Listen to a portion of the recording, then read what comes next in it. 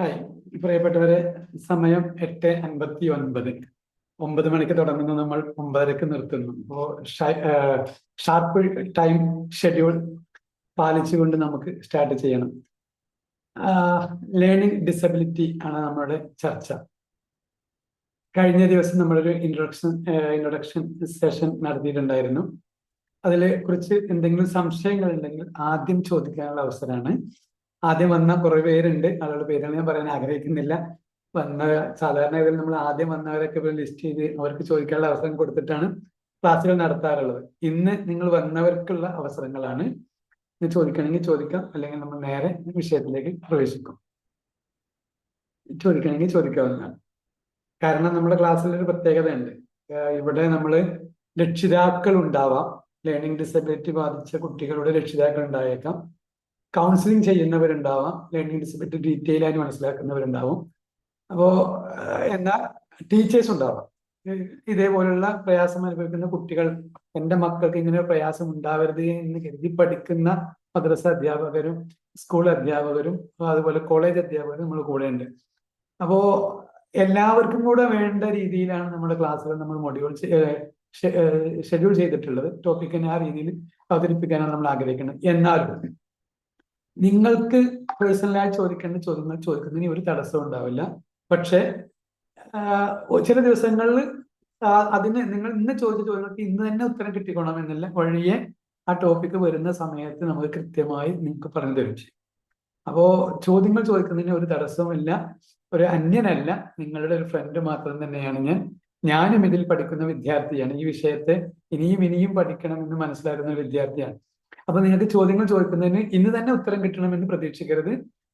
വഴിയെ പഠിച്ച് കൃത്യമായി മനസ്സിലാക്കിയിട്ട് ഉത്തരങ്ങൾ പറയൂ. അല്ലെങ്കിൽ വെറുതെ ബബ്ബ പറഞ്ഞ് സമയം കളയുന്ന പരിപാടി ഉണ്ടാവില്ല. കൃത്യമായ മറുപടി കിട്ടും എന്ന് പ്രതീക്ഷിക്കാം. അതുകൊണ്ട് ചോദ്യങ്ങൾ എപ്പോഴും നിങ്ങൾക്ക് ചോദിക്കാവുന്നതാണ്.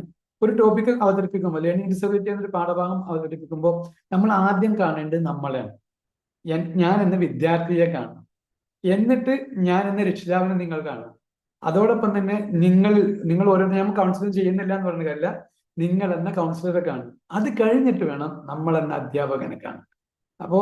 ഒരു രക്ഷിതാവായ എനിക്ക് എൻ്റെ കുട്ടി എഴുതാൻ മടി കാണിക്കുന്നു എന്ന് പറഞ്ഞാൽ, എഴുതാൻ മടിയാണെന്ന് പറഞ്ഞാൽ അത് ലേണിംഗ് ഡിസബിലിറ്റി ആണോ? സാധാരണ ഉണ്ടാകുന്ന സംശയങ്ങളാണ്. എഴുതാനുള്ള മടിയോ വായിക്കാനുള്ള മടിയോ ഒന്നും ലേണിംഗ് ഡിസബിലിറ്റി അല്ല.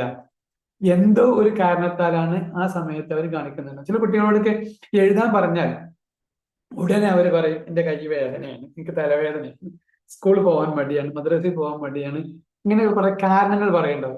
പക്ഷെ അത് നമ്മൾ തിരിച്ചറിയേണ്ടത് every behaviour has a positive intention. ആ കുട്ടി അങ്ങനെ ഒരു സ്വഭാവം കാണിക്കണമെങ്കിൽ ആ കുട്ടിക്ക് അങ്ങനെ കാണിക്കാൻ ഒരു കാരണമുണ്ട്. എന്താണ് കാരണം? അത് നമ്മൾ മനസ്സിലാക്കിയേ അഡ്രസ് ചെയ്തില്ല എന്നുണ്ടെങ്കിൽ ഏത് കാലവും അത് അവൻ അങ്ങനെ ചെയ്തുകൊണ്ടേയിരിക്കും എന്നുള്ളതാണ്. ഒരു ഉദാഹരണത്തിന്, ചെറിയ കുഞ്ഞാവുമ്പോൾ നമ്മൾ ഭയപ്പെടുത്തിയിട്ടൊക്കെ, നമ്മൾ പഠിക്കുന്ന കാലഘട്ടങ്ങളിലൊക്കെ നമുക്കറിയാം, അധ്യാപകര് ആ കുട്ടികളെ അടിക്കുകയോ ഒന്ന് കണ്ണുരുട്ടി കാണിക്കുകയോ ചെയ്യുമ്പോൾ കുഞ്ഞു മക്കൾക്ക് പേടി വന്ന കാരണത്താൽ അവരൊരു പക്ഷേ സ്കൂളിലേക്ക് അല്ലെങ്കിൽ മദ്രസയിലേക്ക് വരാൻ മടി കാണിക്കും. ആ രക്ഷിതാക്കളെ പിടിച്ച് അടി കൊടുത്ത് ക്ലാസ്സിൽ കൊണ്ടുപോയി ഇരുത്തും. അങ്ങനെ ഇരുത്തി കഴിഞ്ഞാൽ കുട്ടികൾ പിന്നെ കുറച്ചു കാലം കഴിയുമ്പോൾ അങ്ങനെ ഇരിക്കും. ചില കുട്ടികൾ എന്ത് ചെയ്യും? അതോടുകൂടെ വഴിമാറിപ്പോകും, ആ വഴിയിലേക്ക് വരാതെ തന്നെയാവും. ഏതൊരു കുട്ടിയും ഇങ്ങനെ ഒരു കാരണം കാണിക്കുകയാണെങ്കിൽ അതിന്റെ പിന്നിൽ ഒരു കാരണമുണ്ട് എന്ന് മനസ്സിലാക്കലാണ് പ്രധാനം. അതിന് ഞാൻ പറഞ്ഞു വന്നത്, ലേണിംഗ് ഡിസബിലിറ്റി എന്നൊരു കാരണം കുട്ടിയുടെ ഭാഗത്ത് ഉണ്ടായാൽ അതിനെ നമ്മൾ അഡ്രസ് ചെയ്യേണ്ടത് രക്ഷിതാവ് എന്ന രീതിയിലും അധ്യാപകൻ എന്ന രീതിയിലും കൗൺസിലർ എന്ന രീതിയിലും നമ്മൾ വ്യത്യസ്ത തലത്തിലൂടെയാണ് കൈകാര്യം ചെയ്യേണ്ടത്. ഒന്ന്, കൗൺസിലർ എന്ന നിലയിൽ ഞാൻ കൗൺസിലിംഗ് ചെയ്യാണ്. എന്നോട് രക്ഷിതാവ് എന്നിട്ട് പറയാണ്, എൻ്റെ കുട്ടീനെ നിങ്ങളൊന്ന് കൗൺസിലിംഗ് ചെയ്യണം, അവന് പഠിക്കാൻ വളരെ മടിയാണ്, എഴുതാൻ വളരെ മടിയാണ് എന്ന് പറയുമ്പോൾ ആസ് എ കൗൺസിലർ നമ്മളത് എന്തുകൊണ്ട് എൻ്റെ കുട്ടിക്ക് ഇങ്ങനെ വന്നു എന്ന ചോദ്യത്തിനാണ് ഉത്തരം കാണുക. അതായത് ആ പോസിറ്റീവ് ഇന്റൻഷൻ എന്താണെന്ന് കണ്ടെത്തണം. ഞാൻ അധ്യാപകനായ സമയത്ത് എൻ്റെ ക്ലാസ്സിലേക്കുള്ള കുട്ടിക്ക് വരാൻ പേടിയാണ്. പേടിയാകുമ്പോൾ അധ്യാപകനായ എൻ്റെ കുഴപ്പമാണോ, ഞാൻ അവതരിപ്പിക്കുന്ന പഠന രീതിയാണോ, അതോ ഇവനെ പഠിപ്പിക്കുന്ന ക്ലാസ്സിൽ ഇവന്റെ കൂടെ ഇരിക്കുന്ന കുട്ടികൾക്കാണോ കേസ് നമ്മൾ തിരിച്ചറിയണം. അപ്പൊ ആ കേസിനെ തിരിച്ചറിയുക എന്ന കൗൺസിലറാണ് അധ്യാപകന്റെ ഉള്ളിൽ ആദ്യം വരേണ്ടത്. അപ്പൊ എന്റെ കുട്ടി എന്താണ് എന്റെ ക്ലാസ്സിൽ ഇരിക്കാത്തതെന്ന വാശിയും അഹങ്കാരവും പിതാവിനോ മാതാവിനോ ഈ അധ്യാപകനോ ഉണ്ടായിക്കൂടാ എന്നർത്ഥം. അപ്പോൾ എന്റെ കുട്ടിയെ നന്നാക്കി എടുക്കുക എന്നാണ് നമ്മുടെ ഓരോ ആളുകളുടെയും ലക്ഷ്യം. കുട്ടികളെ മക്കളെ നന്നാക്കി എടുക്കലാണ്. അപ്പൊ അവർക്ക് വിദ്യാഭ്യാസം എന്നത് ഒരു ദിവസത്തെ പ്രോസസ് അല്ല, അത് നിരന്തരമായി കിട്ടിക്കൊണ്ടിരിക്കണം. കഴിഞ്ഞ ക്ലാസ്സിൽ നമ്മൾ മനസ്സിലാക്കിയതാണ്. അപ്പോൾ ഒരു ദിവസം പോലും മിസ്സാവാതെ ആ കുട്ടി വന്നുകൊണ്ടിരിക്കുകയാണെങ്കിൽ ആ കുട്ടി പഠനത്തിൽ മികച്ച കുഞ്ഞായി വരും. എന്നാൽ കുട്ടിക്ക് പഠന വൈകല്യമുണ്ട് എന്ന് തിരിച്ചറിയുന്ന സമയം എപ്പോഴാണെന്ന് ചോദിച്ചാൽ, ഇപ്പൊ നമ്മൾ LKG-യിലാക്കുമ്പോൾ ചിലപ്പോൾ അറിഞ്ഞോണമെന്നില്ല. യു കെ ജി എഴുത്ത് തുടങ്ങുന്ന സമയം മുതൽ, അല്ലെങ്കിൽ LKG-യിലാണെങ്കിൽ എഴുത്ത് തുടങ്ങുന്ന സമയം മുതലായിരിക്കാം പ്രശ്നങ്ങൾ തുടങ്ങുക. അല്ലെങ്കിൽ 1-ാം ക്ലാസ്, അല്ലെങ്കിൽ LKG-യിലും UKG-യിലും ഒക്കെ നല്ല ഹൈ ആയി വന്ന കുട്ടി 1-ാം ക്ലാസ്സിൽ എത്തുമ്പോൾ പ്രശ്നങ്ങൾ ബാധിച്ചേക്കാം. അതിന് കാരണം എന്ന് വെച്ചാൽ അവിടെ LKG UKG അല്ലെങ്കിൽ പഠിപ്പിക്കുന്ന സമയത്തുണ്ടാകുന്ന കളി രീതി, പ്ലേവേ മെത്തേഡ് ആയിരിക്കില്ല 1-ാം ക്ലാസ്സിൽ. ഓരോ കുഞ്ഞിനെയും പ്രത്യേക പരിഗണന കൊടുത്തിട്ടായിരിക്കും LKG-യിലും UKG-യിലും അല്ലെങ്കിൽ KG സെക്ഷനിലെ അധ്യാപകരും വിദ്യാർത്ഥികളും പഠിപ്പിക്കുന്നുണ്ട്. അവർക്ക് പ്രത്യേക ട്രെയിനിങ് തന്നെയാണ്. അതേ സമയത്ത് 1-ാം ക്ലാസ്സിലേക്ക് എത്തുമ്പോൾ അവർക്ക് വേറെ ട്രെയിനിങ് ആണ്, TTC-യോ BEd-ഓ അല്ലെങ്കിൽ അനുബന്ധമായ ട്രെയിനിങ് ആണ് കിട്ടിയിട്ടുണ്ടാവുക. അതുകൊണ്ട് തന്നെ അവരൊരു വലിയ കുട്ടിയെ കൈകാര്യം ചെയ്യുന്നത് പോലെയായിരിക്കും 1-ാം ക്ലാസ്സിലെ കുട്ടിയെ കൈകാര്യം ചെയ്യുക. അപ്പോൾ അവർക്ക് ഒരു പക്ഷേ എഴുതാനോ വായിക്കാനോ മറ്റു കുട്ടികളെ പോലെ കഴിയുന്നില്ല. നമ്മൾ സാധാരണ അങ്ങനെ താരതമ്യം ചെയ്യലാണ്. താരതമ്യം ചെയ്യുന്നത് വളരെ വലിയ തെറ്റാണ്. ഈ കുട്ടി, അതായത് മൂത്ത കുട്ടി നന്നായി പഠിച്ചിരുന്നു എന്ന് കരുതി ചെറിയ കുട്ടിയെ താരതമ്യം ചെയ്യുന്ന രക്ഷിതാക്കൾ തന്നെ നമ്മുടെ കൂട്ടത്തിൽ തന്നെ ഉണ്ടോ? കുടുംബത്തിൽ നോക്കിയാൽ മതി. അപ്പോ ഞാൻ സാധാരണ പറയാനുള്ളത് 5 വിരല് തന്നെ എടുത്താൽ 5 വിരലും ഒരുപോലെ ആവാൻ പാടില്ല. 5ഉം ഒരുപോലെ ആയാൽ ആ കൈ കൊണ്ട് ഉപയോഗം ഉണ്ടാവില്ല. എല്ലാം ഒരുപോലെ ഒരേ നീളത്തിലാണ് ഒരേ വണ്ണത്തിലാണ് പറഞ്ഞാൽ കൈ കൊണ്ട് ഉപകാരമില്ല. ഇതൊന്ന് ചെറുതാവണം, ഇതൊന്ന് തടി കൂടി കൂടുതലൊന്ന് ഒറ്റ കുറുതായി നിൽക്കേണ്ടി വരും, ഇയാൾ നീളം കൂടേണ്ടി വരും. ഇങ്ങനെയൊക്കെയുള്ള ഐഡന്റിറ്റി ഉണ്ടെങ്കിലേ, വ്യത്യസ്തത ഉണ്ടെങ്കിലേ ആ കുട്ടിക്ക് നിലനിൽക്കാൻ കഴിയുള്ളൂ. അപ്പോ ജ്യേഷ്ഠനോ ജ്യേഷ്ഠത്തിയോ നന്നായി പഠിച്ചു എന്ന് കരുതി താഴെയുള്ള കുട്ടികളെ പ്രയാസപ്പെടുത്തുന്നത്, താരതമ്യം ചെയ്യുന്നത് ഒരിക്കലും യോജിക്കാൻ പാടുള്ളതല്ല. മറ്റൊന്ന്, പഠിക്കാൻ കഴിയാത്ത കുഞ്ഞ്, ഇപ്പൊ 1-ാം ക്ലാസ് വരെ നന്നായി പഠിച്ചിരുന്ന കുട്ടിയാണ്, അല്ലെങ്കിൽ 5-ാം ക്ലാസ് വരെ ഉഷാറായിട്ട് പഠിച്ചിരുന്ന കുട്ടിയാണ്, ഇപ്പൊ 6-ാം ക്ലാസ് എത്തിയപ്പോ അവൻ പഠനത്തിൽ വളരെ പിന്നിലാണെന്ന് ചില കുട്ടികളെ കേസ് പറയാറുണ്ട്. അങ്ങനത്തെ കേസ് ആസ് എ ടീച്ചർ നമ്മളെ മുന്നിൽ എത്തിയാൽ, കുട്ടി ഇതുവരെ പഠിച്ചിരുന്ന കുട്ടിയാണ്, അതായത് 6-ാം ക്ലാസ്സിലേക്ക് ഞാൻ അധ്യാപകനാണ്, 6-ാം ക്ലാസ്സിൽ പഠിപ്പിക്കുന്നുവോ, ഞാൻ ആദ്യം തിരിച്ചറിയേണ്ടത് ആ കുട്ടിയുടെ പ്രീവിയസ് ഹിസ്റ്ററി മനസ്സിലാക്കണം. നന്നായി പഠിക്കുന്ന കുട്ടിയാണെങ്കിൽ, ഇപ്പൊ പഠിക്കാൻ പിന്നിലാണെങ്കിൽ എന്തുകൊണ്ട് എന്ന ചോദ്യത്തിന് കൃത്യമായ ഉത്തരം നമുക്ക് കിട്ടണം. ഞാൻ ആസ് എ ടീച്ചേഴ്സിനോട് പറയുന്ന എനിക്ക് അർഹതയില്ല, എന്നാലും പറയുകയാണ്, നമ്മൾ പഠിപ്പിക്കുന്ന കുട്ടികളുടെ വീട് നമുക്കറിയാൻ കഴിയണം. ആസ് എ ടീച്ചർ, കൗൺസിലർക്ക് ഏതാനും രക്ഷിതാക്കൾ നമ്മുടെ മുന്നിൽ വന്നിട്ടുണ്ടാവും. വീടും പരിസരവും ടീച്ചർക്ക് അറിയുക എന്നത്, പ്രത്യേകിച്ച് പഠനത്തിൽ പിന്നോക്കം നിൽക്കുന്ന കുട്ടിയുടെ കുടുംബ പശ്ചാത്തലം അറിയുക എന്നത് നമ്മൾ നിർബന്ധമായും ഏറ്റെടുക്കണം. ആ കുട്ടിയുടെ വീടൊന്ന് സന്ദർശിച്ചാൽ, ആ കുട്ടിയുടെ ഇപ്പോഴത്തെ മാനസികാവസ്ഥ മനസ്സിലാക്കിയാൽ തിരിച്ചറിയാം ആ കുഞ്ഞ് വളരെയധികം മാനസിക സംഘർഷം അനുഭവിക്കുന്ന കുഞ്ഞാണെന്ന്. ഞാൻ പറഞ്ഞു വന്നത്, 5-ാം ക്ലാസ് വരെ പഠിച്ച കുട്ടി 6-ൽ എത്തിയപ്പോൾ പഠിക്കുന്നില്ല, അല്ലെങ്കിൽ 7-ൽ എത്തുമ്പോൾ പഠിക്കുന്നില്ല എന്ന പ്രശ്നമുണ്ടെങ്കിൽ ആ കുഞ്ഞിന്റെ കുടുംബം തിരിച്ചറിയാണ്. അപ്പൊ പഠന വൈകല്യം എന്ന് തിരിച്ചറിയുന്ന ഏത് കുട്ടിയുടേതും നമുക്ക് തോന്നുകയാണെങ്കിൽ കുട്ടി പഠിക്കാൻ പിന്നിലാണെങ്കിൽ നമ്മൾ ആ കുഞ്ഞിന്റെ ഒപ്പം അവരുടെ വീട്ടിലേക്ക് ഒന്നൊരു ദിവസം പോവാം, അല്ലെങ്കിൽ ഒരു ദിവസം ഞാൻ നിന്റെ വീട്ടിലേക്ക് വരുന്നുണ്ടെന്ന് പറഞ്ഞ് വീട്ടിൽ പോയി കുടുംബത്തോടൊപ്പം ഇരുന്ന് സംസാരിക്കുമ്പോൾ നമുക്കറിയാം, മിക്കവാറും ഞാൻ മനസ്സിലാക്കിയ കേസ് വെച്ചിട്ട്, അല്ലാതെ പഠനം വെച്ചിട്ടോ അല്ലെങ്കിൽ എന്റെ പുസ്തകം വെച്ചിട്ട് പറയല്ല, ഞാൻ ഇതുവരെയുള്ള ടീച്ചിങ് എക്സ്പീരിയൻസിൽ വെച്ചിട്ട് പറയണം, ആ കുട്ടിയുടെ കുടുംബത്തിൽ പോയി അവിടുത്തെ വീട്ടിലെ പശ്ചാത്തലം തിരിച്ചറിഞ്ഞാൽ ആ കുട്ടികൾ പഠനത്തിൽ താല്പര്യമുള്ളവരായി മാറും. അതേപോലെ തന്നെ സ്കൂളിൽ മറ്റുള്ള കുട്ടികളെ ഉപദ്രവിക്കുന്ന കുട്ടികൾ ഉണ്ടാവും, അടിപിടി കേസുള്ള കുട്ടികൾ. ആ കുട്ടികളും ഇതുപോലെ തന്നെ സ്വസ്ഥതയില്ലാത്ത കുട്ടികൾ എന്നാ പറയാം. അവരുടെ കുടുംബത്തിലൊന്ന് ഇടപെട്ട് നോക്കിയാൽ അറിയാം എന്താണ് അവരുടെ പ്രശ്നമെന്ന്. ഇപ്പോ ഞാൻ വർക്ക് ചെയ്യുന്ന സ്കൂളിലെ കുടുംബത്തിൽ ഒരു കുട്ടികൾ 2 പേരുണ്ട്, മൂത്തതും ഇളയതും. മറ്റുള്ള കുട്ടികളെ അത് ഉപദ്രവിക്കുന്നു. അങ്ങനെ ആയപ്പോൾ ഞാൻ ഈ ഇവരുടെ മാതാവിനെയും പിതാവിനെയും സ്കൂളിലേക്ക് വിളിച്ചു. ഞാൻ അവരോട് ഇന്ന് ഇരുന്ന് കുറച്ചു നേരം സംസാരിക്കാൻ നിൽക്കുമ്പോൾ ഇയാളുണ്ടെങ്കിൽ ഞാൻ ഇരിക്കൂല എന്ന് പിതാവ് പറഞ്ഞു. അപ്പോ ഞാൻ പറഞ്ഞു, ആ അപ്പോ നിങ്ങൾ തമ്മിൽ അടിപിടിയാണ്. യെസ്. അപ്പൊ അവിടെ നിങ്ങൾ അടിക്കുന്നതിന് കാണുന്ന കുട്ടികൾ ഇവിടെ വന്ന് മറ്റു കുട്ടികളെ ഉപദ്രവിക്കുന്നു. അപ്പൊ ഇവിടെ ശ്രദ്ധിക്കേണ്ടതെന്ന് വെച്ചാൽ നന്നായി പഠിക്കാൻ കഴിയുന്ന കുട്ടികളാണ് മറ്റുള്ളവരെ ഉപദ്രവിക്കുന്നത്. അതായത് കുടുംബത്തിൽ സ്വസ്ഥതയില്ലാത്ത കുഞ്ഞിന് പഠനത്തിൽ എന്നല്ല ഒന്നിലും ശ്രദ്ധിക്കാൻ കഴിയില്ല. എല്ലാവരോടും ഇറിറ്റേഷൻ കാണിക്കാനേ അറിയും, വെറുപ്പ് കാണിക്കാനേ കഴിയും. ഇനി നമുക്കിത് നോക്കാം. നമ്മൾ പറയാറുള്ളത് നന്നായി പഠിക്കാൻ കഴിയുമെന്ന് നമുക്ക് മനസ്സിലാവും. എന്നാൽ പഠിക്കാൻ കഴിയില്ല ഇമോഷണലി നമ്മൾ വീക്കായ. ഭക്ഷണം പോലും നമ്മൾ കഴിക്കാൻ കഴിയില്ല, ശ്വസനം എടുക്കാൻ കഴിയില്ല, വെള്ളം കുടിക്കാൻ കഴിയില്ല, ടോയ്ലറ്റ് പോകാൻ നമുക്ക് കഴിയില്ല. വേണ്ട, ഇങ്ങനെ കൃത്യമായി നോക്കിയാൽ മതി. നമ്മുടെ കുടുംബത്തിൽ ഒരാൾ മരണപ്പെട്ടു എന്ന് കരുതിക്കോളൂ. ആ ദിവസം നമ്മൾ ഈ പറയപ്പെട്ട കാര്യങ്ങളിൽ നമുക്ക് എവിടെ താല്പര്യം ഉണ്ടാവുക? ഭക്ഷണം കഴിക്കുവോ? ഇല്ല. നമ്മളെ മക്കളെ നമ്മൾ നോക്കുവോ? ടോയ്ലറ്റിൽ പോവുമോ? ഇങ്ങനെ സ്വന്തം ശരീരമോ ഒരു കാര്യവും നമുക്ക് നോക്കാൻ കഴിയില്ല. നമ്മൾ ആകെ ക്ഷീണിതരായിരിക്കും, മാനസികമായി തകർന്നവരായി. ഇതേ തകർച്ച കുഞ്ഞു മക്കൾക്കുണ്ടാവും. അവരുടെ മാതാവ്, അവരുടെ ലോകത്തെ ഏറ്റവും ഇഷ്ടപ്പെട്ട ബഹുമാനിക്കുന്ന ഒരാളാണ് അവരുടെ മാതാവ്, അവരുടെ പിതാവ്. മാതാവ് പിതാവിനെ വഴക്ക് പറയണോ, പിതാവ് മാതാവിനെ പറയണോ, അടിക്കണോ ഇടിക്കണോ? ഈ കാണുന്ന കുട്ടിക്ക് എങ്ങനെ നമ്മൾ പഠിപ്പിക്കുന്ന പാഠഭാഗം ശ്രദ്ധിക്കാൻ കഴിയും?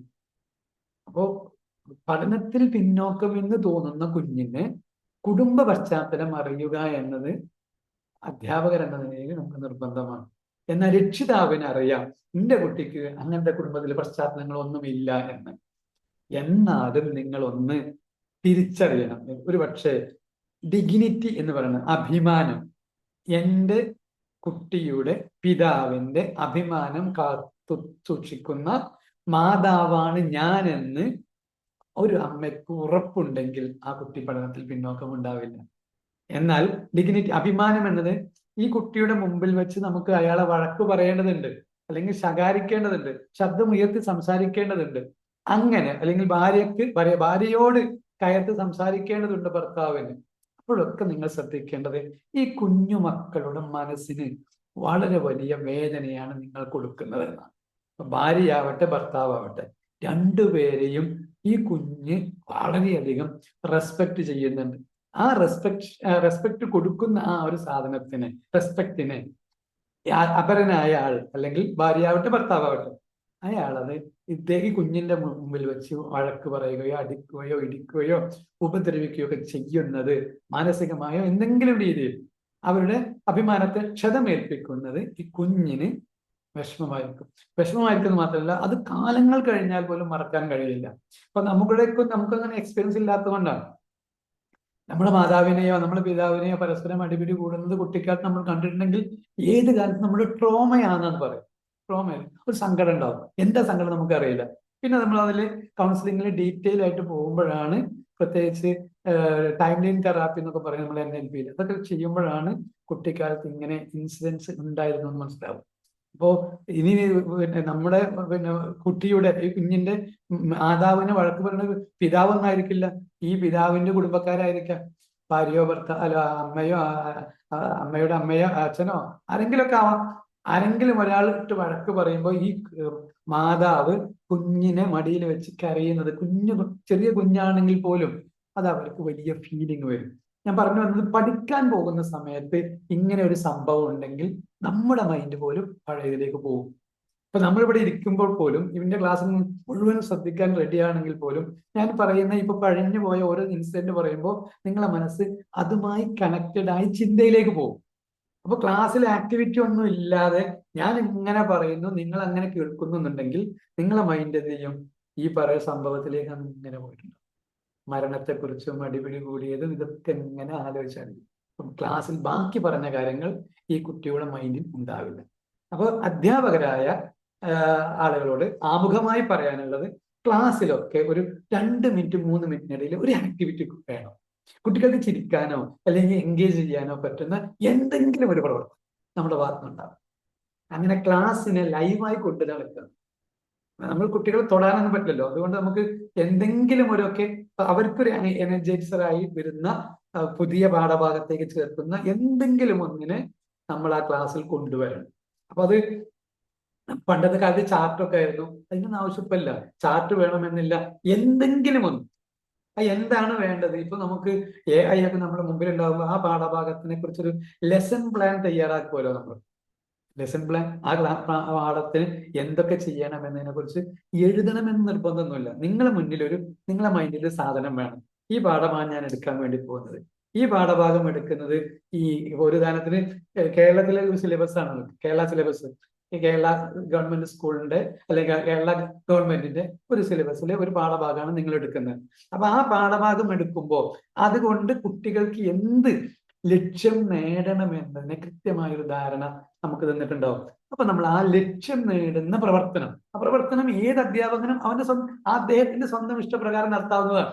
അപ്പൊ ആ നമ്മുടെ പാഠഭാഗത്തിന് ആക്റ്റീവായ ആ കുട്ടികളിൽ നിന്ന് ആ ലക്ഷ്യം നേടാൻ പറ്റുന്ന എന്തെങ്കിലും ഒരു പ്രവർത്തനം 5 മിനിറ്റിനിടയിൽ നമ്മൾ ഇങ്ങനെ നടത്തിക്കൊണ്ടിരിക്കുകയാണെങ്കിൽ കുട്ടികളുടെ മനസ്സ് എങ്ങും പോയില്ല. നേരെ പക്ഷെ ഞാൻ ഈ പറഞ്ഞതുപോലെ കഥകൾ പറഞ്ഞുകൊണ്ടിരിക്കുകയാണെങ്കിൽ കുട്ടികളുടെ മനസ്സ് നമ്മൾ ഇന്ന് എപ്പോഴും മിസ്സാവും. നമ്മൾ പറയുന്ന കഥയിൽ ഇങ്ങനെ ലയിച്ച് കുട്ടികൾക്ക് കൂടെ വരാൻ കഴിയുകയാണെങ്കിൽ അവർക്ക് തകരാറുണ്ടാവില്ല. ഇനി അടുത്തത് നമ്മൾ എഴുതാൻ പറയും. ഇപ്പൊ നമ്മൾ പറയുന്നു, കുട്ടികൾ ചോദിച്ച മറുപടി കൃത്യമായി പറയും, പക്ഷെ അവർക്ക് എന്ത് ചെയ്യാൻ കഴിയില്ല, എഴുതി പിടിപ്പിക്കാൻ കഴിയില്ല. എഴുത്ത് എന്നത് വേറൊരു സ്കില്ലാണ്. ഇതിന്റെ പ്രത്യേകത എന്താ വെച്ചാൽ എഴുത്തിൽ പിന്നോട്ടം എന്ന് പറയാനുള്ള കുറേ കേസുകൾ ഉണ്ടാവാറുണ്ട്. ഈ കുട്ടി പഠനത്തിൽ വൈകല്യമുള്ളതാണ്. എന്താ വൈകല്യം? കുട്ടിക്ക് എഴുതാൻ അറിയില്ല. എഴുതാൻ അറിയില്ല എന്നത് എന്തല്ല, പഠന വൈകല്യമാണെന്ന് ഒറ്റയടിക്ക് നമുക്ക് പറഞ്ഞുകൂടാം. വൈകല്യത്തിന്റെ ഒരു കാരണമായിരിക്കാം, അല്ലാതെ അത് ഡിസബിലിറ്റി എന്നാണ് പറയേണ്ടത്. പഠനത്തിൽ ചെറിയൊരു തകരാറ് പറ്റി. എന്തേന്ന് തകരാറെന്ന് വെച്ചാൽ, ഒന്ന്, എഴുത്തിന് ഒരു പ്രത്യേകത ഉണ്ട്. ഈ എഴുത്തിന് അക്ഷരം എന്നത് കുട്ടിക്ക് കൃത്യമായി അറിയണം. നമ്മൾ 1ാം ക്ലാസ്സിൽ പഠിപ്പിക്കുമ്പോൾ തായും റായും വായും ഒക്കെ പഠിപ്പിക്കുന്നത് പോലെ നമ്മൾ ചിഹ്നങ്ങൾ പഠിപ്പിക്കില്ല. അപ്പൊ കുട്ടിക്ക് അക്ഷരങ്ങൾ അറിയാം. ഞാൻ മലയാളം ബേസ് ചെയ്തിട്ടാണ് പറയണേ. കുട്ടിക്ക് ഇപ്പൊ കെ എന്ന് പഠിക്കുമ്പോൾ കുട്ടിക്ക് കെ ഒരു പക്ഷെ അറിയാം. എന്നാൽ നമ്മളത് കെ ആക്കുമ്പോൾ ഒരു പക്ഷേ ആ കുട്ടിക്ക് അത് തിരിച്ചറിയാം. ആ ദിവസം കുഞ്ഞു വന്നില്ല എന്ന് വെക്കുക, പിന്നെ നമ്മൾ ആ കെ ഈ കുട്ടിക്ക് വേണ്ടി പ്രത്യേകം പറഞ്ഞു കൊടുക്കാറുണ്ടാവില്ല. പ്രത്യേകിച്ച് അതൊക്കെ ആ 1ാം ക്ലാസ്സിന്റെ ലാസ്റ്റ് സമയത്തായിരിക്കും ചിഹ്നങ്ങളും കൂട്ടക്ഷരങ്ങളും ഒക്കെ വെച്ചിട്ട് വരുന്നുണ്ടാവുക. അപ്പൊ അങ്ങനെയുള്ള സമയത്താണ് ഈ കുട്ടിക്ക് ചിഹ്നങ്ങൾ മിസ്സിങ് വരിക. അപ്പൊ അങ്ങനെ ചിഹ്നം മിസ്സായ കുട്ടിക്ക് പിന്നെ അവനെ ആലോചിക്കുകയാണ്, കെ എങ്ങനെ, കോ എങ്ങനെ, കോ എങ്ങനെ, ഇങ്ങനെ വരുന്ന ആ സമയത്തായിരിക്കും കുട്ടിക്ക് ഒരു പക്ഷേ കുട്ടി ഒരു ഉദാഹരണത്തിന് കോഴിക്കോട് എന്ന് എഴുതുകയാണ്. അപ്പൊ നമ്മൾ കോഴിക്കോട് എന്ന് എഴുതുമ്പോൾ കുട്ടി എഴുതിയത് കെ അല്ലെങ്കിൽ കോ എന്ന് എഴുതി. അപ്പൊ ടീച്ചർ ഒന്ന് അടിയിൽ വരച്ചു, അടിയിൽ വരച്ചിട്ട് ഇത് തെറ്റാണെന്ന് പറഞ്ഞു കഴിഞ്ഞാൽ പിന്നെ കുട്ടിക്ക് എഴുതുമ്പോഴൊക്കെ സംശയമാണ്, തെറ്റുമോ എന്ന് സംശയം. അതുകൊണ്ട് തന്നെ ഇപ്പൊ ആധുനിക വിദ്യാഭ്യാസത്തിൽ തെറ്റുകൾ ചൂണ്ടിക്കാണിക്കേണ്ട ആവശ്യമൊന്നുമില്ല. എന്നാൽ കുട്ടിക്ക് വീണ്ടും അവസരം കൊടുക്കുക എന്നാണ് പറയുന്നത്. അപ്പൊ നമ്മൾ സാധാരണ പണ്ടത്തെ കാലത്തൊക്കെ വേഗം ഒരു ഒറ്റ വര വരക്കലാണ് തെറ്റിന്റെ മേലെ. അപ്പോൾ ചില അധ്യാപകർക്ക് അറിയാം, വേഗം ഒരു പേപ്പർ കിട്ടിയാലും ഒരു A4 മുഴുവൻ എഴുതിയത് കിട്ടിയാലും ശരി, ഈ അധ്യാപകർ ആദ്യം കാണാൻ തെറ്റുകൾ മാത്രമായിരുന്നു. അപ്പൊ ഈ കുട്ടികൾക്ക് ഭയം വരാം. അപ്പൊ കുട്ടികളെ ആലോചിക്കും എഴുതുമ്പോൾ. കുട്ടിക്ക് അറിവില്ലായ്മയല്ല. ഞാൻ പറഞ്ഞു വന്നത്, എഴുത്ത് എന്നത് കുട്ടിയുടെ ഉള്ളിൽ ആശയം വന്ന് പിന്നെ അത് ചിഹ്നം വന്ന് എഴുത്തിലേക്ക് വരണം. ആ എഴുതുമ്പോൾ തന്നെ എന്താ പറയുക, സ്ഥൂല പേശികൾ എന്ന് പറയും, അതായത് സൂക്ഷ്മമായ പേശികൾ ചലിച്ചെങ്കിലേ എഴുത്ത് നടക്കും. അപ്പോൾ അതിലേക്ക് ഈ കുട്ടി വരണമെങ്കിൽ ഒരുപാട് പ്രോസസ്സ് നടക്കാൻ. അപ്പൊ ഇതിലൊക്കെ ഈ മാനസികമായ സങ്കടമുള്ള കുട്ടിക്ക് ഈ പറയപ്പെട്ട പ്രോസസ്സ് ഒക്കെ ബ്ലോക്ക് വരാനുള്ള സാധ്യതയുണ്ട്. അപ്പൊ ഇതൊക്കെ നമ്മൾ തിരിച്ചറിഞ്ഞിട്ട് വേണം എഴുത്ത് വായന എന്നതിൽ ഒരു കുട്ടിക്ക് തകരാറുണ്ടെങ്കിൽ ഉടനെ നമ്മൾ ഈ ലേണിംഗ് ഡിസബിലിറ്റി ഉള്ള കുട്ടിയാണെന്ന് പറഞ്ഞുകൂടാ എന്നാണ് ആമുഖമായിട്ട് പറയാനുള്ളത്. ആമുഖമാണ് ഇത്ര നീട്ടിക്കൊണ്ടുവന്നത് ഞാൻ. ഇനി നമ്മൾ അതിനൊന്ന് വിശദമായിട്ടൊരു ജസ്റ്റ് ഒരു പവർ പോയിന്റ് പ്രസന്റേഷനിലൂടെ നമുക്കൊന്നും പോരാം.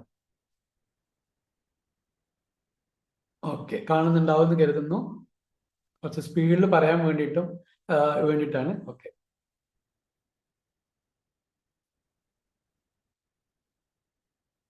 കാണുന്നുണ്ടാവും എന്ന് തോന്നുന്നു അല്ലെ? അല്ലെങ്കിൽ ഒന്ന് പറയണം കേട്ടോ, മൈക്ക് ഓണാക്കിക്കോളെ.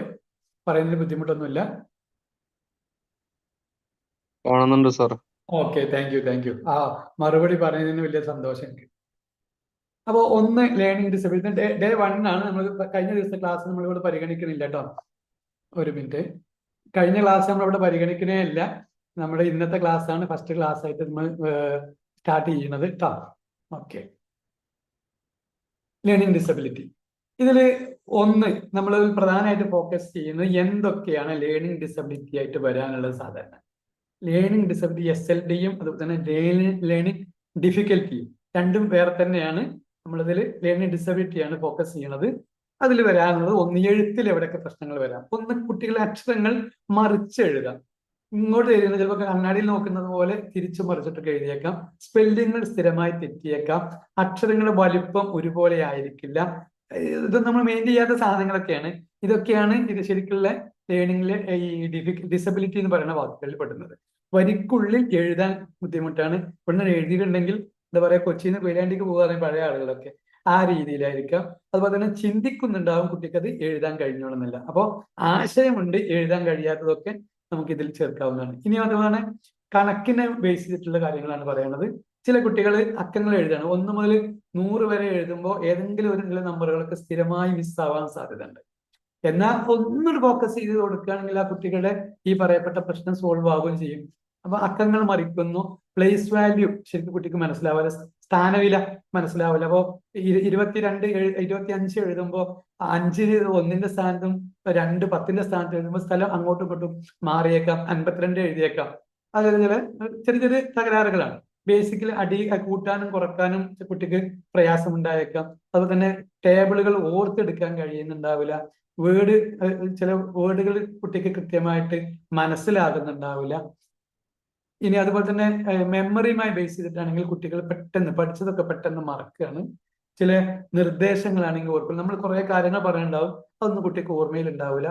അപ്പൊ ചില ദിവസം ചെയ്യുന്ന കുറെ കാര്യങ്ങൾ തന്നെ കുട്ടികൾ മറന്നു പോകാനുള്ള സാധ്യതയുണ്ട്. ഇനി ശ്രദ്ധയുടെ ബേസ് ചെയ്തിട്ടാണെങ്കിൽ ശ്രദ്ധ നിലനിർത്താൻ കഴിയുന്നുണ്ടാവില്ല. ചെറിയ ശബ്ദം ഉണ്ടായാൽ പോലും കുട്ടിന്റെ ശ്രദ്ധ തെറ്റിപ്പോകുന്നു. ജോലി എഴുതുന്ന പണിയാണെങ്കിൽ കുറച്ചു നേരം എഴുതിയിട്ട് പിന്നെ വേറെ പണിക്ക് പോയിക്കാം. അതുപോലെ തന്നെ ലാംഗ്വേജുമായി ബന്ധപ്പെട്ട് പറയുന്നത് കുട്ടികൾക്ക് വാക്കുകൾ കണ്ടെത്താൻ സമയം എടുക്കുക എന്നുള്ളതാണ്. നമ്മൾ എന്തെങ്കിലും നിർദ്ദേശം കൊടുത്താൽ പോലും ആ നിർദ്ദേശം കുട്ടികൾ കൃത്യമായി മനസ്സിലാകില്ല. ചിലത് നമ്മൾ റിപ്പീറ്റ് ചെയ്ത് 3ഓ 4ഓ പ്രാവശ്യം ചില കുട്ടികളെ തൊട്ട് വിളിച്ചിട്ടൊക്കെ പറഞ്ഞു കൊടുക്കേണ്ടി വരും. അങ്ങനത്തെ ഒരു കേസുകൾ ഉണ്ടാവാം. ചിന്തകൾ പറഞ്ഞറിയിക്കാൻ തന്നെ എന്താണ് ആ കുട്ടിക്ക് ചിന്തയുണ്ട്, ആശയമുണ്ട്, പക്ഷെ നമ്മോട് പറഞ്ഞറിയിക്കാനുള്ള ബുദ്ധിമുട്ട് വരാനുള്ള സാധ്യതകൾ ഉണ്ട് എന്നുള്ളതാണ്. ഇനി ഈ കാര്യങ്ങൾ ഉണ്ടെങ്കിൽ പ്രത്യേകം ശ്രദ്ധിക്കണമെന്നാണ്. കുട്ടി വായിക്കുന്ന സാഹചര്യം വന്നാൽ വല്ല ഒഴിഞ്ഞു മാറാം. എഴുതാനാണെങ്കിൽ മടി കാണിക്കണ്ടാവാം.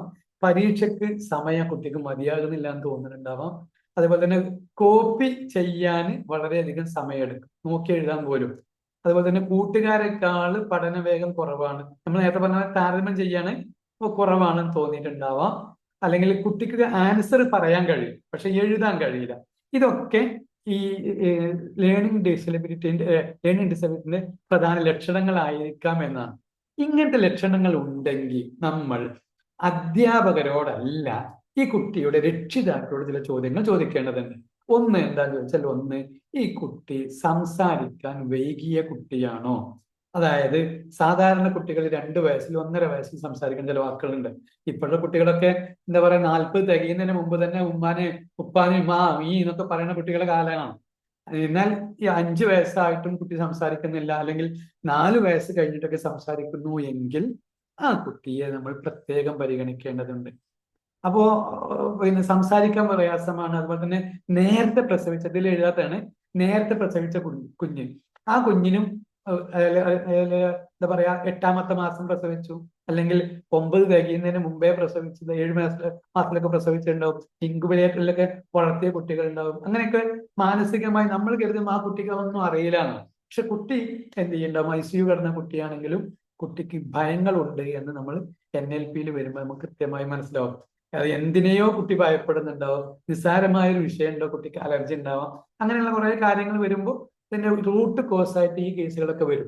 അപ്പൊ ഇതിനൊക്കെ നമ്മൾ കുട്ടിക്കാലത്ത് ഉണ്ടായിരുന്ന ഇൻസിഡന്റ് നമ്മൾ കൃത്യമായി മനസ്സിലാക്കണം. പ്രത്യേകിച്ച് 3 വയസ്സിന് മുമ്പ് കുട്ടി സംസാരിച്ചിട്ടില്ല എങ്കിൽ ലേണിംഗ് ഡിസബിലിറ്റിക്കുള്ള സാധ്യതയുണ്ടെന്ന് മനസ്സിലാക്കണം. അതുപോലെ തന്നെ കുട്ടി വായിക്കാൻ തുടങ്ങിയത് ഏത് മുതലാണ് എന്ന് നമ്മൾ മനസ്സിലാക്കണം. പ്രത്യേകിച്ച് ഒരു 4ാം ക്ലാസ്സിലെ കുട്ടിയാണ് നമ്മളെ മുന്നിലെങ്കിൽ 4ാം ക്ലാസ്സിലെ കുട്ടിക്കാണ് ലേണിംഗ് ഡിസബിലിറ്റി ഇപ്പോൾ അധ്യാപകനായി നമ്മൾ തിരിച്ചറിയണം. അപ്പൊ നമ്മൾ എന്ത് ചെയ്യണം, ഈ കുട്ടി വായിക്കാൻ തുടങ്ങിയത് എത്രാമത്തെ വയസ്സിലാണ് അല്ലെങ്കിൽ ഏത് ക്ലാസ്സിലാണ് എന്ന് നമ്മൾ ഒന്ന് ചോദിച്ച് മനസ്സിലാക്കുന്നത് വൃത്തിയാണ്. ആരോടാ ചോദിക്കേണ്ടത്? രക്ഷിതാവിനോട് ചോദിക്കുന്ന ചോദ്യങ്ങളാണ് കേട്ടോ. അതിന് ഹോംവർക്കിന്റെ വിഷയം പറഞ്ഞാൽ ഹോംവർക്ക് ചെയ്യാൻ ഒരുപാട് സമയം എടുക്കുന്നുണ്ടോ എന്നത് ചോദ്യമാണ്. അത് എന്തിനാന്ന് ചോദിച്ചാൽ കുഞ്ഞിന്റെ നേരത്തെ പറഞ്ഞ മസിലുകൾക്ക് കരലുകൾക്കൊക്കെ പ്രയാസമുണ്ടെങ്കിൽ അത് ഐഡന്റിഫൈ ചെയ്യാനാണ്. ചില കുട്ടികൾ കണ്ണിന് കാഴ്ചയില്ലാത്തതുണ്ടാവും. ഞങ്ങൾക്ക് തന്നെ മുൻപുണ്ടായ അനുഭവമാണ്. മൂത്ത കുഞ്ഞിന് കണ്ണ് കാഴ്ച കുറവാണ്. അപ്പൊ അതിന് എന്താ പറയാ, നമ്മള് കുപ്പി ഗ്ലാസ് എന്ന് പറഞ്ഞ മാതിരി ഉള്ളിന്റെ ഉള്ളിൽ അങ്ങനെയുള്ള ഗ്ലാസ് ഉണ്ടല്ലോ, ആ ഗ്ലാസ്സാണ് മൂത്ത ജ്യേഷ്ഠന് വെക്കുന്നത്. അപ്പൊ ഈ കുട്ടിക്കും കണ്ണിന് വളരെ പ്രയാസപ്പെട്ട് നോക്കുകയാണ് എന്ന് ക്ലാസ് അധ്യാപകൻ ഹെഡ്മാസ്റ്ററോട് പറയണു. ഹെഡ്മാസ്റ്റർ രക്ഷിതാവിനെ വിളിച്ചിട്ട് പറയുമ്പോൾ ഹെഡ്മാസ്റ്ററിനെ ആളുകളെ ഇടയിലിട്ടിട്ട് ഇയാൾ പരിഹസിക്കുകയാണ്. എന്റെ കുട്ടിക്ക് കണ്ണ് കാണില്ല, നിങ്ങൾ എങ്ങനെ പറയാന്ന് തോന്നിച്ചു. ഇപ്പൊ ആ കുട്ടി, അല്ലെങ്കിൽ കഴിഞ്ഞ വർഷങ്ങളിൽ കുട്ടി 10ാം ക്ലാസ്സിൽ വളരെ കുറഞ്ഞ മാർക്ക് വരുമ്പോഴാണ് ഈ കുട്ടിയെ അവിടുത്തെ അധ്യാപകർ പറയുന്നത് നിർബന്ധമായി നിങ്ങൾ കുഞ്ഞിനെ ഡോക്ടറെ കാണിക്കണം എന്ന് പറയുമ്പോഴാണ് കുഞ്ഞിനെ ഏതോ കാലത്ത് നിങ്ങൾ കാണിക്കേണ്ടതായിരുന്നു. ഇത്ര കാലം നിങ്ങൾ കണ്ണട വെക്കാത്തതിന്റെ ബുദ്ധിമുട്ട് ഈ കുഞ്ഞിന്റെ കാഴ്ച കുറച്ച് കൊണ്ടുവന്നിട്ടുണ്ട് എന്ന് പറയുന്നത്. അപ്പോഴാണ് അന്നത്തെ അധ്യാപകരെയൊക്കെ വിളിച്ചിട്ട് ഇയാള് സോറി പറയണം, നിങ്ങൾ അന്ന് പറഞ്ഞപ്പോ ഈ ഒരു പെൺകുട്ടിയല്ലേ, കുട്ടിയുടെ കാര്യങ്ങൾ നിങ്ങൾ അങ്ങനെ അങ്ങനെ ആ രീതിയിൽ ഇമോഷണൽ ആയിട്ട് സംസാരിക്കണം. അപ്പൊ ഞാൻ പറഞ്ഞു വന്നത്, ചിലത് നമുക്ക് സത്യമാണെങ്കിലും തുറന്നു പറയാൻ രക്ഷിതാക്കളോട് പറയുന്നതിന് പ്രയാസം ഉണ്ടാവും. അപ്പൊ നമുക്ക് ഇങ്ങനെ ചോദിക്കുന്നതിന് തടസ്സം ഉണ്ടാവില്ല.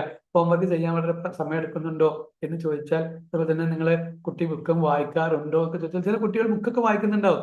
കാരണം ക്ലാസ്സിൽ കേട്ടത് കൃത്യമായി അവർക്ക് അറിയാം. അതുകൊണ്ട് ബുക്കിനെ തുറന്നു വെച്ചിട്ടുണ്ടാവും, അവരങ്ങനെ വായിക്കുന്നുണ്ടാവും. അപ്പൊ ഇത് വായന റെഡിയാണോ അല്ലേന്ന് മാതാപിതാക്കൾ നോക്കുന്നുണ്ടാവില്ല. അടുക്കളയിൽ വർക്ക് ചെയ്യുന്നതിനിടയിലായിരിക്കും കുട്ടിയുടെ ഈ കാര്യത്തിൽ താല്പര്യം കാണിക്കുന്നുണ്ടാവുക, അല്ലെങ്കിൽ ശ്രദ്ധിക്കുന്നുണ്ടാവുക, അല്ലെങ്കിൽ ശ്രദ്ധിക്കുന്നേ ഉണ്ടാവില്ല. കുട്ടി വായിക്കുന്ന ശബ്ദമേ കേൾക്കുന്നുണ്ടാവുള്ളൂ. അപ്പൊ അതൊക്കെ അറിയാൻ വേണ്ടി കുട്ടിയോടൊപ്പം ഇരിക്കുന്ന രക്ഷിതാവ് എന്നത് നമുക്ക് ആവശ്യമാണ്. ഇങ്ങനത്തെ ഒരു കേസ് ഉണ്ടെങ്കിൽ, പ്രത്യേകിച്ച് പഠന വൈകല്യം ഉണ്ടെങ്കിൽ. ഈ പഠന വൈകല്യം വരുമ്പോൾ ചില കുട്ടികൾക്കുണ്ട്. കഴിഞ്ഞ ദിവസം നമ്മൾ പറഞ്ഞിട്ടുണ്ടായിരുന്നു, രക്ഷിതാവായ ഞാൻ എൻ്റെ കുട്ടിയെ പഠിപ്പിക്കുമ്പോൾ ഞാനൊരു ഭീകര രൂപിയായി മാറിയേക്കാം. ആ കുഞ്ഞിനെ നമ്മളോടും പുസ്തകത്തോടും പഠനത്തോടും ഒക്കെ അകൽച്ച വരാൻ സാധ്യതയുണ്ടാവും. അപ്പോ കുട്ടിക്ക് ഹോംവർക്കിൽ എടുക്കാൻ താമസം എടുക്കുന്നുണ്ടോ എന്ന് ചോദ്യത്തിൽ തന്നെ ഈ കണ്ട ഡീറ്റെയിൽസ് ഒക്കെ നമുക്ക് കൃത്യമായിട്ട് ക്യാച്ച് ചെയ്യാൻ കഴിയുന്നത്. അതുപോലെ തന്നെ കുട്ടികൾക്ക് സ്പെല്ലിംഗ് പഠിക്കാൻ ബുദ്ധിമുട്ടുണ്ടോ എന്നുള്ള ചോദ്യമുണ്ട്. നമ്മൾ എന്ന വ്യക്തിക്ക് തന്നെ സ്പെല്ലിംഗ് ബുദ്ധിമുട്ടായിരുന്നു. പക്ഷെ നമ്മളെ ഒരു ചൂണ്ടിക്കാണിക്കൽ, ഉദാഹരണം സ്പെല്ലിംഗ് എന്ന് പറയുമ്പോൾ ആ പറയുന്ന വാക്കിനെ തന്നെ സാവധാനം മുറിച്ച് പറയാൻ ഒന്ന് താല്പര്യത്തോടെ ശ്രദ്ധയോടെ കൊടുത്താൽ മതി. സ്പെ എന്ന് പറയുമ്പോൾ തന്നെ എസും പിയും ഇയും വരുന്നുണ്ട്. ലിങ് എന്ന് പറയും. അങ്ങനെ തിരിച്ചു പറയുമ്പോൾ ആ ഓരോ വാക്കുകളും സ്പഷ്ടമായി പറയാനല്ല, അങ്ങനെ സ്പഷ്ടമായി പറയുമ്പോൾ ഓരോ ഇംഗ്ലീഷ് ആണെങ്കിൽ ഇംഗ്ലീഷിന്റെ ഓരോ സ്പെല്ലിങ്ങിലെ ഓരോ അക്ഷരങ്ങളും കൃത്യമായി കിട്ടും. അപ്പോൾ നമ്മൾ അങ്ങനെ മംഗ്ലീഷ് രീതിയിൽ കുട്ടികളെ ഇംഗ്ലീഷ് പഠിപ്പിക്കാൻ ഈ സ്പെല്ലിങ്ങിന് വിഷയം വരുമ്പോൾ ആ ഉച്ചാരണം കൃത്യമാക്കി കൊണ്ടുവരികയാണെങ്കിൽ റെഡിയാവും. അപ്പൊ ഞാൻ പറഞ്ഞു വന്നത്, എന്നാൽ 40 കുട്ടികളുള്ള ഒരു ക്ലാസ്സിലേക്കുള്ള അധ്യാപകന് ഇങ്ങനെ ഓരോ കുഞ്ഞിനും പ്രത്യേകം ഇൻഡിവിജ്വൽ അറ്റൻഷൻ കൊടുക്കാൻ കഴിയില്ല എന്ന സത്യമാണ്. അപ്പോൾ നമ്മളെ കുട്ടി പഠനത്തിൽ വൈകല്യം ഉണ്ട് അല്ലെങ്കിൽ പിന്നോക്കമാണ് എന്ന് കണ്ടാൽ ആ കുഞ്ഞിനെ നിങ്ങൾ പറഞ്ഞയക്കുന്ന സ്ഥാപനത്തെ ഒരു ക്വസ്റ്റ്യൻ മാർക്കിലേക്ക് ഇടുന്നതിന് പകരം ആ അധ്യാപകനോടൊപ്പം ഇത്തിരി സമയം രക്ഷിതാവായ നമ്മൾ ഇരിക്കുക വേണ്ട. എൻ്റെ കുട്ടിയുടെ ഒരു പ്രത്യേക കഴിവില്ലായ്മയെ തിരിച്ചറിഞ്ഞ അധ്യാപകനുണ്ടല്ലോ, ആ അധ്യാപകനെയാണ് നിങ്ങൾ എന്ത് ചെയ്യേണ്ടത്, നമ്മൾ മാലട്ട് പൂജിക്കുക എന്നൊക്കെ പറഞ്ഞ മാതിരി അംഗീകാരം കൊടുക്കേണ്ടത്. എന്നിട്ട് നമ്മളും ആ കുഞ്ഞിന്റെ കേസ് എന്താണെന്ന് രക്ഷിതാവായ നമ്മളും ഇടപെടുന്നു. ഒരുപക്ഷെ നമ്മൾ പരുഷമായി കുട്ടിയോട് പെരുമാറിയതിന്റെ ഭയം കുട്ടിയുടെ ഉള്ളിലുണ്ടായേക്കാം. അല്ലെങ്കിൽ പഠനത്തിൽ താല്പര്യം കാണിക്കുന്ന കുഞ്ഞിന് മാനസികമായ പ്രശ്നങ്ങൾ ഉണ്ടായേക്കാം. ഇങ്ങനെയൊക്കെയുള്ള നിരന്തര ഒരുപാട് പ്രശ്നങ്ങൾ ഉണ്ടാവും. എന്താണ് ഈ പ്രശ്നമെന്ന് ഐഡന്റിഫൈ ചെയ്യാൻ ഈ അധ്യാപകനോടൊപ്പം രക്ഷിതാവായ നിങ്ങൾ ഇരുന്നാൽ തന്നെ ഒരു കൗൺസിലറുടെയും സഹായം ആവശ്യം വരില്ല. ഇപ്പൊ രണ്ടുപേരും ഇരുന്നിട്ടും മനസ്സിലാകുന്നില്ലെങ്കിലാണ് നമ്മളൊരു കൗൺസിലറുടെ അടുത്തേക്ക് പോകേണ്ടത്. അപ്പൊ കൗൺസിലറും ഇരുന്നിട്ടും മതിയാകുന്നില്ലെങ്കിലാണ് സൈക്കാട്രി ഡോക്ടറുടെ അടുത്തേക്ക് പോകേണ്ടത്. അപ്പൊ സൈക്കാട്രി ഡോക്ടർ ഈ കേസിനെ ഉദാഹരണത്തിന് ഓർമ്മ കിട്ടുന്നില്ല, മറവിയാണ്, ഇതിനൊക്കെ പറഞ്ഞാൽ ഇതിനൊക്കെ മരുന്നുകൾ ഉണ്ടാവും. സൈക്കോളജിസ്റ്റുകൾ മരുന്ന് റെഫർ ചെയ്യൂല. അപ്പൊ മരുന്ന് കൊടുത്താൽ തീരുന്ന കേസേ ഉണ്ടാവുള്ളൂ. അപ്പൊ ഞാൻ പറഞ്ഞു വന്നത്, ഇങ്ങനെ ഈ കുട്ടിക്ക് എന്താണ് പ്രശ്നമെന്നൊരു അധ്യാപകൻ കണ്ടെത്തിയ അധ്യാപകന്റെ മുതുകിൽ കയറുന്നതിന് പകരം അയാളെയാണ് നിങ്ങൾ കാര്യമായി ഗൗനിക്കേണ്ടത് ആസ് എ പാരന്റ്. അപ്പൊ ഏതായാലും ഈ ചോദ്യങ്ങൾ നമ്മൾ രക്ഷിതാവിനോട് ചോദിക്കേണ്ടതാണ്. കുടുംബത്തിൽ സമാന പ്രശ്നങ്ങളുള്ള ആൾക്കാരുണ്ടോ എന്ന് ചോദിച്ചാൽ ആ ചോദ്യത്തോട് തന്നെ നമുക്ക് എന്ത് ചെയ്യും, അതിന്റെ ആ ഹൈറാർക്കി എന്ന് പറയും, അത് നമുക്ക് മുഴുവൻ കിട്ടും.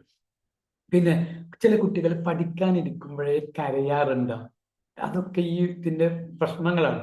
എന്താ കുട്ടീന്റെ പ്രശ്നം എന്ന് അറിയില്ല. ഇപ്പൊ നമ്മൾ പറയാറുള്ളത്, കുട്ടി ഒരു കണ്ണ് കാണാത്തൊരു കുഞ്ഞിന്റെ കേസ് നമ്മളെ മുന്നിൽ വന്നു, കുട്ടി കൃത്യമായി വായിച്ചു തരും, നമ്മൾ വായിച്ചു കൊടുക്കുന്നു. ക്ലാസ്സിൽ ഒരു പ്രാവശ്യം വായിച്ചാൽ കുഞ്ഞ് അതുപോലെ വായിച്ചു തരും. അപ്പൊ നമുക്കറിയോ കുഞ്ഞിന് കാഴ്ചയില്ല എന്നുള്ളത് അറിയില്ലല്ലോ. എന്ത് ചോദിച്ചാലും കുട്ടി മറ്റുള്ളവർ നടക്കുന്നത് പോലെ നടക്കും, ഓടും ചെയ്യും. അപ്പൊ ഒരു മറ പോലെയാണ് കുഞ്ഞിന്. ഒരു പ്രാവശ്യം പറയുമ്പോൾ ശ്രദ്ധിച്ച് കേൾക്കും. ഇങ്ങനെ ഈ അക്ഷരങ്ങൾ ഇല്ല, അതിലെങ്കിൽ ഈ പറയപ്പെട്ട ടെക്സ്റ്റ് ബുക്കിൽ അക്ഷരങ്ങൾ എന്ന സാധനം ഇല്ല എന്നത് ഈ കുഞ്ഞിനെ അറിയുന്നത് കന്നഡ എന്ന സാധനം കിട്ടുമ്പോഴാണ്. അപ്പോൾ അങ്ങനത്തെ സാഹചര്യങ്ങളൊക്കെ ഇഷ്ടംപോലെ ഉണ്ടായേക്കാം. അപ്പൊ ഞാൻ പറഞ്ഞു വന്നത്, ഇത് കുറച്ച് സീരിയസ് ആയ വിഷയമാണ് പറഞ്ഞത്. കുട്ടികൾക്ക് എന്താണ് ഇപ്പൊ കാണുന്ന ബുക്കിലൊരു സാധനമുണ്ട്, ഇതാണ് അക്ഷരം എന്ന് നമ്മൾ പറഞ്ഞു കൊടുത്തിട്ട് ഓരോ കുട്ടിയെയും ശ്രദ്ധിക്കുമ്പോഴേ ആ കുഞ്ഞിന് ഇവിടെ അക്ഷരമുണ്ട് സാറേ എനിക്കത് കാണുന്നില്ല എന്ന് കുഞ്ഞിന് നമ്മളോട് പറയാൻ കഴിയുള്ളൂ.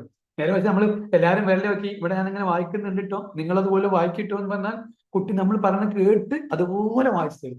അപ്പൊ നമ്മുടെ കണ്ണിൽ ആ കുട്ടിക്ക് കാഴ്ചയില്ലാത്ത കുട്ടിയല്ല.